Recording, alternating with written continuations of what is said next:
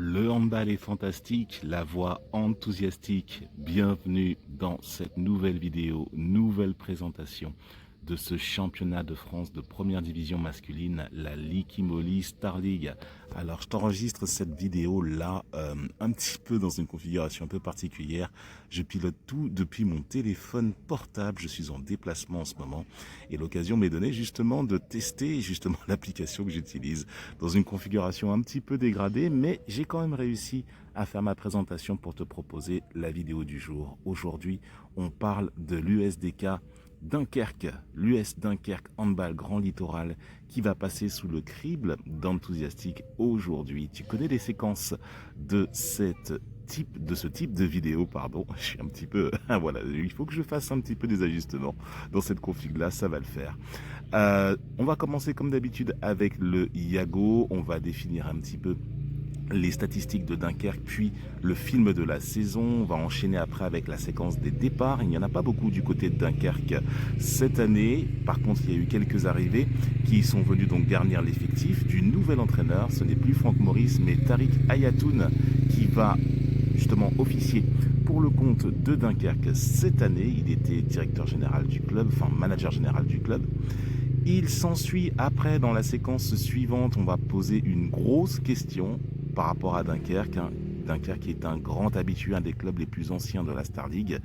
Il va y avoir un gros sujet à aborder avec eux pour ce club qui ne cesse de régresser justement en termes de positionnement et de statut en Star League. On va se poser une grosse question par rapport à ça. On va enchaîner après avec bien sûr un jour à suivre, notamment dans la séquence de l'expert de défi. Il y a beaucoup à dire dans cette section.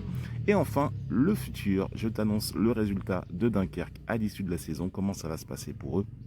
On va rentrer sans plus tarder dans la séquence d'aujourd'hui, à savoir l'US Dunkerque, 4e preview vers les étoiles, on y va. Alors, je te slide ici la séquence qu'on appelle le Yago.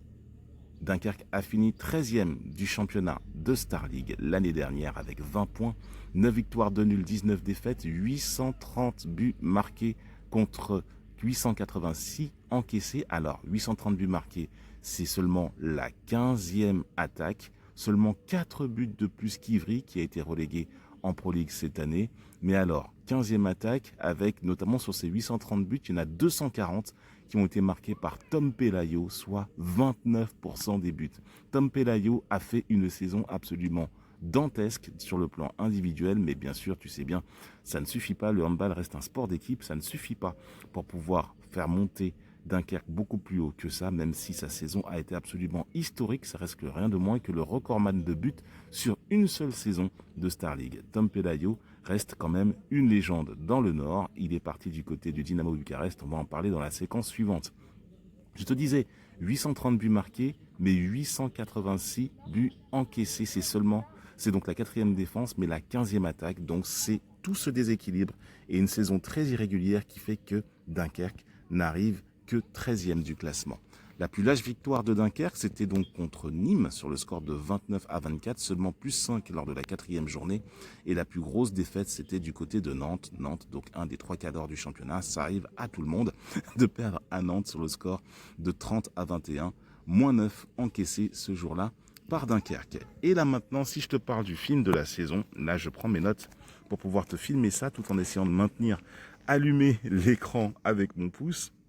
Comme je te disais, Dunkerque, c'est une équipe de série, mais qui finalement s'est un petit peu désunie en fin de saison avec les blessures, avec pas mal de contre-coups, des petites histoires d'arbitrage aussi, on va en parler.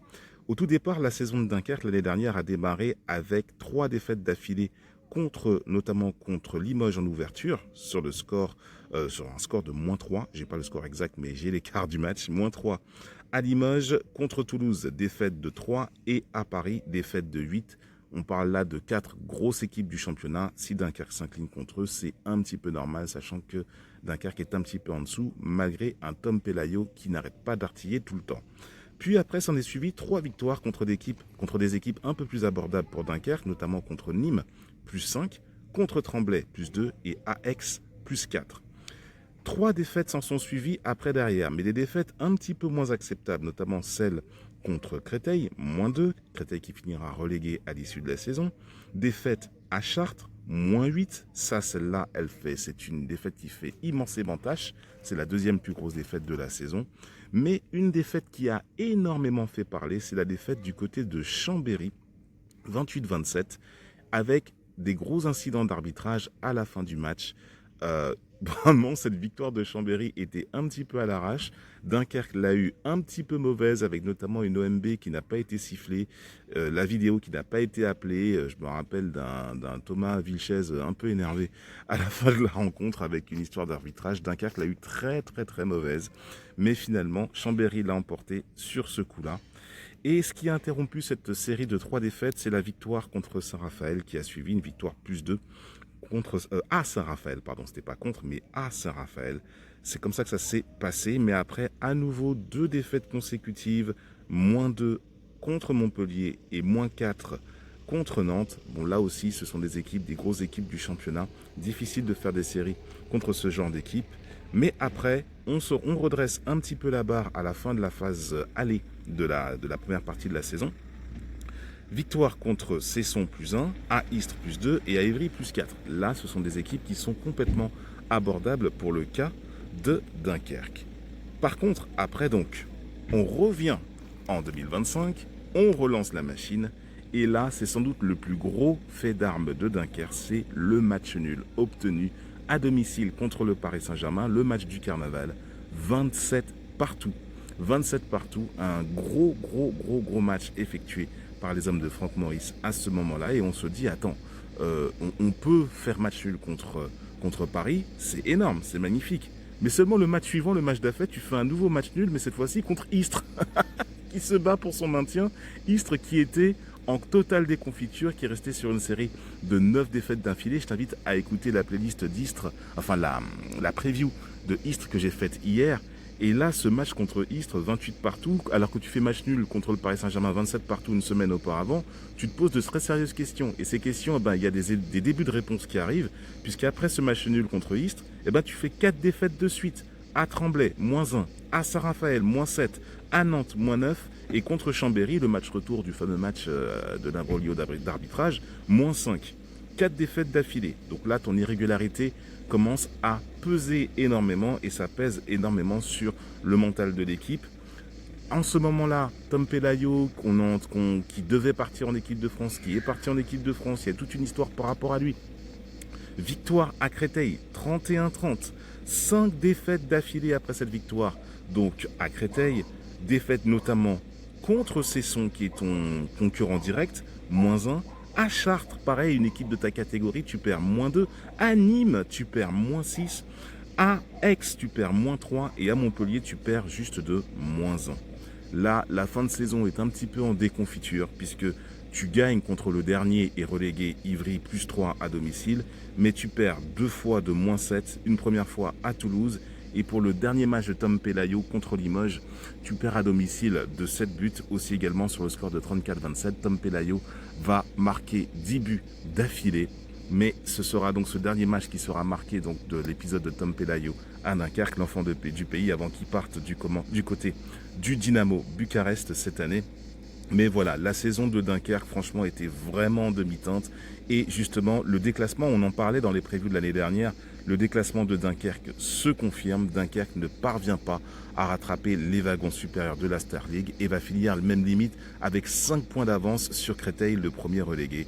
Autant dire que cette saison, la dernière de Franck Maurice, va être à oublier. Et en plus de cela, il va y avoir en début de saison une annonce, et je pense que c'est ça qui a dû contribuer à la mauvaise fin de saison de Dunkerque, puisqu'au début de saison, le président de Dunkerque a annoncé l'éviction de Franck Maurice, remplacé par Tariq Ayatoun. Et là, forcément, quand tu regardes les précédents, lorsque tu annonces que ton entraîneur en début de saison ne sera plus là à la fin de l'année, ça joue après sur la fin de saison de l'équipe qui suit après derrière.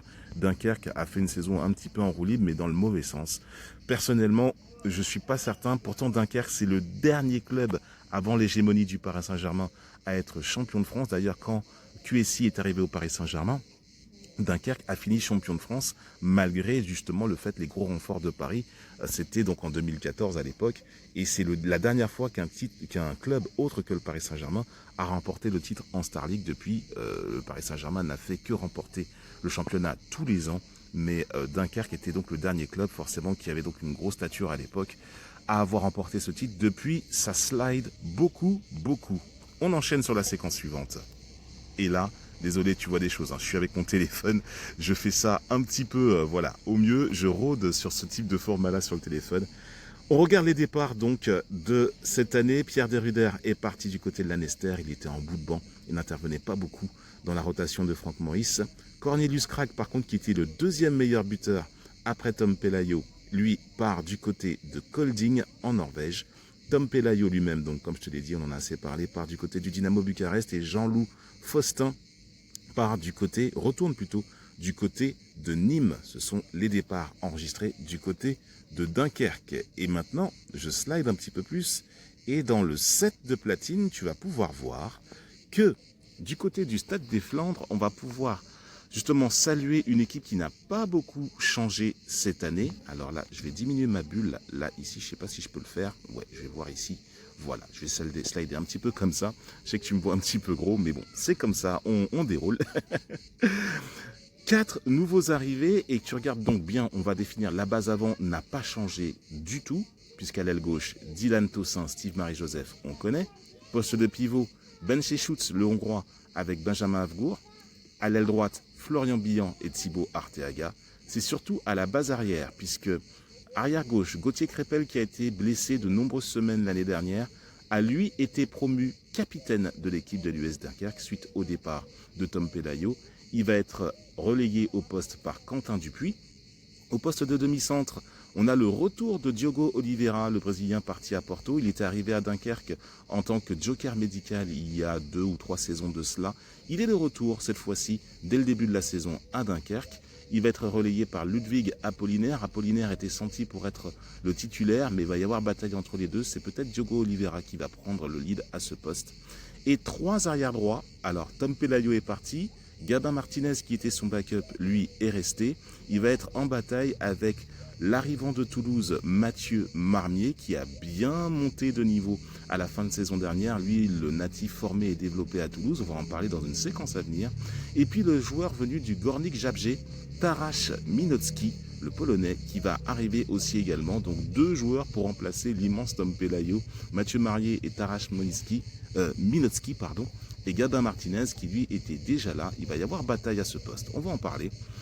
Au poste de gardien de but, Mehdi Arbaoui et Alejandro Romero. Mehdi Arbaoui, je l'ai mis nouveau, il n'est pas nouveau. Mais en tout cas, il va arriver pour seconder Alejandro Romero, qui tient la corde au poste de titulaire de gardien à Dunkerque. Tariq Ayatoun est donc le nouvel entraîneur, l'ancien entraîneur de Massy, mais aussi également l'ancien manager général, enfin toujours manager général. Je te prie de m'excuser si tu entends du bruit derrière, je suis en extérieur et j'espère que ma voix arrive à passer par-dessus. On slide. Dans la séquence qu'on appelle le Money Time, on parle du déclassement qui se perpétue du côté de Dunkerque. Comment remonter vers les sommets? Alors, moi j'ai envie de te dire, avec l'équipe qui se présente, ça va être un petit peu léger. 15 joueurs seulement qui sont professionnels dans l'effectif. Alors il va y avoir des jeunes qui vont arriver. On sait que Dunkerque a une belle équipe de National 1 et également qui forme énormément beaucoup de jeunes. Mais là, ça va être un petit peu difficile. Maintenant aussi au niveau budgétaire, Dunkerque prépare l'avènement de sa nouvelle salle. Il y a pas mal de choses qui sont en train de se préparer à ce niveau-là. Et donc forcément, ça veut dire que tu es obligé un petit peu de maintenir ton budget à flot. Et donc tu ne peux pas prendre des joueurs avec de grosses références pour pouvoir remonter. Donc forcément, tu es obligé d'être déclassé. Mais je ne suis pas certain que Dunkerque mérite la place d'être dans le chapeau juste avant les équipes qui jouent la relégation, qui jouent le maintien. Dunkerque doit a priori viser un ventre mou, on va dire peut-être entre la 10e et la 8e place. Je pense que c'est le mieux qu'ils puissent faire. Mais voilà, ça sera mieux que la 13e, et avec le sliding de fin de saison dernière qui était vraiment, excuse-moi mon langage, vraiment dégueulasse. Mais là, pour le coup, maintenant, je pense que Dunkerque peut viser mieux, doit pouvoir viser mieux, mais je ne suis pas certain qu'ils vont arriver dans leurs ambitions, puisque en face, les autres équipes, ça s'est beaucoup renforcé dans le chapeau de Dunkerque. Ça va être compliqué, ça va être encore une année de transition après le départ post-Tom Pelayo. Mais bon, ça va être quand même une équipe à suivre. Et ce qui va être à suivre surtout, là je vais continuer de défiler la slide et scroller vers le bas. L'expert de défi, alors, j'aurais pu parler de Crépel notamment, au poste d'arrière gauche, mais j'ai fait le choix d'aller vers Mathieu Marmier pour pouvoir plus illustrer le poste d'arrière droit. Alors, je commence avec Mathieu Marmier. Mathieu Marmier, il est en provenance de Toulouse, comme je te l'ai dit. 33 buts seulement l'année dernière, mais c'est surtout en fin de saison qu'il a commencé à prendre de l'ampleur. 64% de réussite au shoot, 23 matchs donc avec Toulouse disputés, 6,1 passes décisives. Je te prie de m'excuser, je n'ai pas corrigé ma slide à ce niveau-là avec la slide que j'ai faite d'Istres. Non, ne prends pas en compte les 6,1 passes. Je te dis juste qu'il a été formé et développé à Toulouse et c'est sa première expérience hors de la Ville Rose. Et donc, en duel avec Gabin Martinez qui était le backup l'année dernière de Tom Pelayo, mais aussi Tarash Minotski arrivé du Gorlik Jabje. Là, ça va être la grosse incertitude à ce poste. A priori, Mathieu Marmier devrait tenir la corde pour l'instant pour pouvoir remplacer Tom Pelayo. Ça va être très difficile de passer derrière lui. C'est un vrai challenge pour lui de remplacer Tom Pelayo à ce poste, sachant que Gabin Martinez est lui déjà, il connaît déjà la maison dunkerquoise un petit peu. Et donc, si tu veux, ça va être quelque chose, une vraie séquence à ce poste, une vraie bataille à suivre, à savoir qui va pouvoir l'emporter. Je pense que le jeu devrait basculer plus du côté à gauche, du côté de Crépel, mais Mathieu Marmier, je pense, vu son ascension de la fin de l'année dernière, n'a pas dit son dernier mot et devrait arriver notamment à équilibrer la balance. Je serai impatient de voir comment ça se passe sur la base arrière de Dunkerque, puisque c'est un chantier. La base avant et elle, c'est la même que l'année dernière, elle ne changera pas. Mais la base arrière, avec notamment le retour du demi-centre Diogo Oliveira, ainsi que donc les nouveaux à la base arrière, il y a tout à construire sur ce chantier. On va voir comment ça se passe. Tariq Ayatoun connaît ses affaires, mais comme je te l'ai dit, comme c'est une année de transition, ça va être compliqué pour Dunkerque de viser un petit peu mieux que la deuxième moitié du classement, que le ventre mou. Allez, maintenant, on va remonter un petit peu vers le haut. Le futur, je te l'annonce, pour Dunkerque. Dunkerque va arriver à la même position pour l'instant. Je les vois 13e, en tout cas, au-dessus de Istres, Dijon et Célestat, dont j'ai déjà fait les previews. Je les vois avec une victoire de moins que l'année dernière. Des victoires contre Célestat, Dijon, Chartres. Je vois bien une victoire surprise contre Toulouse, parce que Dunkerque est toujours capable de faire un coup d'éclat. En exemple, l'année dernière, le match nul contre le Paris Saint-Germain lors du match du Carnaval. Je les vois bien aussi faire donc une victoire contre Chambéry, avec notamment ce qui s'est passé l'année dernière, faire quelque chose contre cette équipe de Chambéry, contre Aix et contre Dijon. Match nul aléatoire un peu contre Tremblay, contre Nîmes. Les matchs nuls, ça peut arriver après des matchs au couteau, des matchs un petit peu serrés, ça peut arriver à tout moment. Il fallait bien que je choisisse des équipes. J'ai pris ces équipes qui peuvent être à la portée de Dunkerque et qui peuvent justement poser des problèmes. Mais franchement, comme je te l'ai dit, je ne vois pas Dunkerque faire beaucoup mieux que cela pour cette saison 2025-2026. Je peux me tromper, je peux raconter des saucisses. Dans ce cas-là, tu vas séquencer tout ce que je t'ai dit. Ça se trouve, Dunkerque va faire la saison de sa vie et arriver en Coupe d'Europe. Et là, forcément, tu vas voir cette preview-là, tu vas bien rigoler. Si tu es supporter de Dunkerque, je t'invite à commenter, je t'invite à partager et surtout à liker cette vidéo pour que Enthusiastic puisse monter en puissance et aussi que tu fasses partie d'une communauté de vainqueurs où justement ici, dans cette communauté, on dit les choses en avant-saison et on voit après ce qui s'est passé. On fait le bilan à la fin pour pouvoir voir si on s'est planté, si on est arrivé au bout ou si on a fait des grosses coquilles, comme ça arrivait l'année dernière et comme ça arrive à chaque saison. C'est la passion du handball qui nous rassemble ici. Voilà, j'en ai terminé avec cette preview de Dunkerque. J'espère que ça t'aura plu. Tu commentes, tu likes, tu t'abonnes, tu partages à tous ceux qui aiment la chose du handball et tous ceux surtout qui aiment Dunkerque. Tu leur dis de m'épingler notamment dans les réseaux sociaux, surtout sur Instagram où je suis très très actif, notamment en story. On se retrouve demain pour une prochaine preview vers les étoiles, j'espère pas en mode dégradé lorsque j'aurai mieux géré le téléphone où je t'enregistre justement cette preview. Passe une belle journée et à demain pour une prochaine preview vers les étoiles. Le championnat de France de Liqui Moly Star League reprend dans quelques jours. Il va battre son plein. À très vite. Salut.